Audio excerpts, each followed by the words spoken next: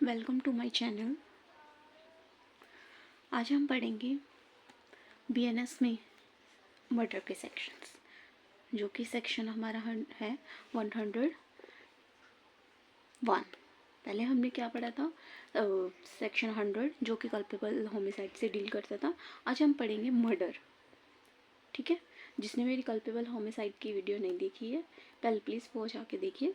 Then murder आप के बारे में आप पढ़ेंगे, जो कि आपको फिर इजी हो जाएगा आपको अंडरस्टैंड करना। क्लियर है? Generally to punish any crime that has been committed to essential ingredients. कौन कौन सी एसेंशियल इंग्रेडिएंट्स होने चाहिए to punish any crime? That is a mens rea and the actus reus. Mens rea, that is means a guilty mind, and the second one is the actus reus, that is a act, physical act of conduct. ठीक है? Murder, an act of unlawful causing death of another person, is considered as one of the most heinous crime in the society.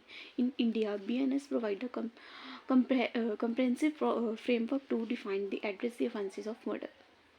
ठीक है, ये थोड़ा आप intro दे देंगे जो जिससे आपका इम्पैक्ट एग्जाम में अच्छा पड़ता है। ठीक है, हम आएंगे मेन चीज़ पे। ठीक है, सेक्शन 101 जो कि मर्डर से डील करता है। ठीक है, सेक्शन 100 कल्पेबल होमिसाइड से। ठीक है, ये याद रखना। ठीक है, सेक्शन नंबर मर्डर। सेक्शन 100 में हमने क्या पढ़ा था? अकेला कल्पेबल होमिसाइड पढ़ा था। अब इसमें क्या कह रहे हैं? Culpable homicide is murder. ठीक है, culpable homicide is amounting to murder. Amounting to murder कब होगा कल्पेबल होमिसाइड? कुछ इंग्रेडिएंट्स दिए गए हैं। ठीक है, वो जब फुलफिल हो जाएंगे वो क्या बन जाएगा? Culpable homicide amounting to murder. ठीक है, फिर कुछ एक्सेप्शन दी गई हैं। अगर उन एक्सेप्शंस में फॉल कर गया वो culpable homicide not amounting to murder हो जाएगा। ठीक है, पहले हम क्या पढ़ेंगे? Culpable homicide amounting to murder. कुछ इंग्रेडिएंट्स है वो हमें पढ़ेंगे। ठीक है, ये तो मर्डर है जो aggravative form and the higher degree of intention and the knowledge. ठीक है, इसमें मर्डर के में क्या है? इसमें one of the heinous crime in the society है। ठीक है, यह इसमें क्या होता है? इंटेंशन और नॉलेज होती है, जिसमें हायर डिग्री ऑफ इंटेंशन और नॉलेज होती है, जबकि कल्पेबल होमिसाइड में ठीक है लेस लेवल होती है। ठीक है, इतनी aggravated and the higher degree नहीं होती है। Ingredients: if any act by which death is caused is done with the. ठीक है, अगर डेथ कॉज हो गई है पर्सन की, death is caused is done with the intention to cause a death. ठीक है, if an act by which death is caused is done with the intention of causing a death. ठीक है, person की intention थी उसकी death करने की। ठीक है, उसने ऐसा एक्ट किया जिससे पर्सन की इंटेंशन थी। ठीक है, उसने एक्ट किया जिससे डेथ होगी। फर्स्ट इंग्रेडिएंट ये हो गया इंटेंशन वाला। ठीक है, in short intention to cause a death, first ingredient. And the second क्या आएगा? Intention to cause a bodily injury. ठीक है, इंटेंशन क्या थी? Cause a bodily injury. ठीक है, offender knows he is likely to cause a death. ठीक है, पर्सन की इंटेंशन थी बॉडीली इंजरी करने की, जो कि उसको पता था जिससे क्या हो जाएगी? उसकी डेथ हो सकती है पर्सन की। ठीक है, intention to cause bodily injury. First वाले में क्या था? Intention to cause death, intention to cause bodily injury हो गया। ठीक है, थर्ड क्या आएगा हमारा?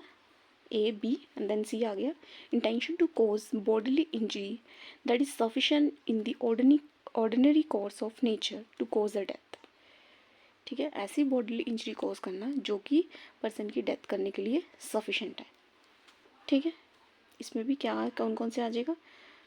इंटेंशन भी आ गई, बॉडीली इंजरी भी आ गई। ठीक है, that is a sufficient to cause in the nature of cause the death of a person. क्या है? बॉडीली इंजरी सफिशेंट है पर्सन की डेथ करने के लिए। ठीक है, नेक्स्ट क्या आ गया? डी में क्या आ गया? Knowledge that act is so imminently dangerous that must be all in the probability to cause the death or a such bodily injury is likely to cause a death. इसमें क्या गया है?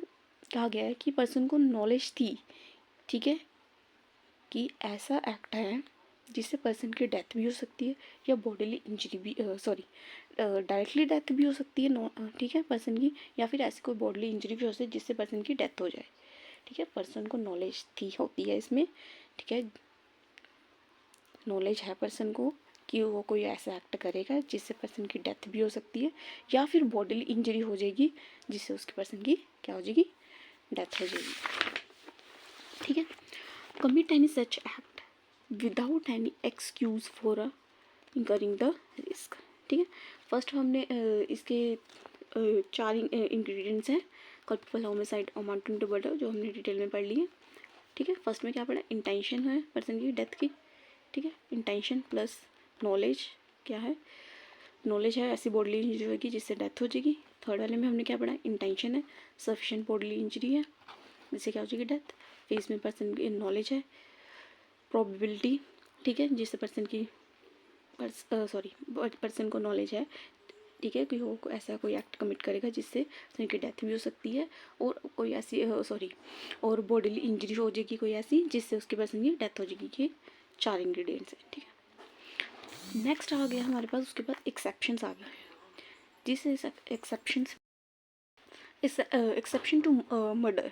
ठीक है, कौन कौन से केसेस में culpable homicide amount to murder नहीं होगा। ठीक है, when it is not murder but only culpable homicide. ठीक है, जो हमने ये सब अभी कंडीशंस पढ़ी है ना ऊपर, ठीक है, ये कंडीशंस में पर्सन मर्डर के लिए, हम मर्डर के लिए लाइबल नहीं होगा। ठीक है, कौन कौन से एक्सेप्शंस हैं, ठीक है, culpable homicide not amounting to murder. ठीक है, नॉट अमाउंटिंग टू मर्डर कब होगा, अगर ये एक्सेप्शंस फुलफिल हो जाएंगे जो हम पढ़ने लगे। ठीक है, टोटल 5 एक्सेप्शंस है, हम एक एक करके पढ़ेंगे जो कि बहुत इंपॉर्टेंट है। ठीक है, if the offender due to grave and sudden provocation, ठीक है, loss is self control and cause death of a person. ठीक है, पर्सन क्या हो गया इसमें, due to grave and sudden provocation, उसको किसी ने पर्सन ने प्रोवोक किया जिससे उसने अपना सेल्फ कंट्रोल खो दिया। ठीक है, उस क्या कर दिया, फिर कॉज डेथ होगी पर्सन की, किसी कर दी उसने। ठीक है, बस सिंपल इतना ये याद करो, ग्रेव एंड सडन प्रोवोकेशन, इतना याद करोगे आपको